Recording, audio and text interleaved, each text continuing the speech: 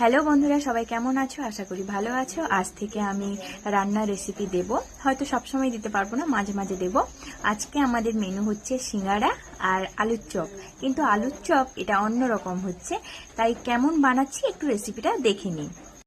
দেখো বন্ধুরা, আলুটাকে গ্রেট করেছি, তারপরে কাঁচা পেঁয়াজ দিয়েছি, কাঁচা লঙ্কা দিয়েছি, জিরে গুঁড়ো, তারপর শুকনো লঙ্কা, রসুন, মানে কাঁচা রসুনকে গ্রেট করেছি, আর আদা রসুন দুটো পেস্ট, মানে গ্রেট দিয়েছি। অনেকে পেস্ট দেয়, আমার মনে হয় গ্রেট দেওয়াটা ভালো। এরপরে দেব লবণ,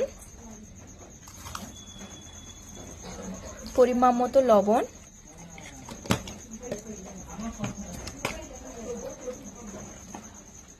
হলুদ গুঁড়ো, হালকা হলুদ গুঁড়ো, বেশি নয়।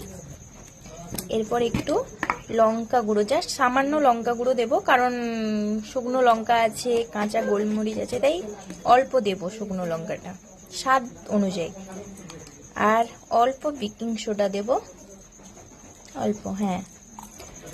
এরপর হালকা বেসন দেব, দিয়ে মাখাবো পরিমাণ মতো বেসন। তারপর মাখানোর পর যদি লাগে, তোমাদের মনে হয় যদি লাগবে তখন দিয়ে দিও। দেখো বন্ধুরা, তেলও গরম হয়ে আমরা দিয়ে দিয়েছি। দেখো এইভাবে সুন্দর হচ্ছে। দেখো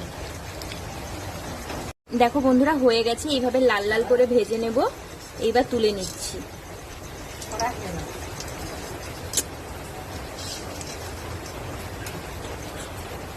তুলে নিলাম।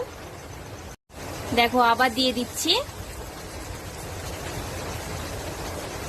এইভাবে সবগুলো ভেজে নেব।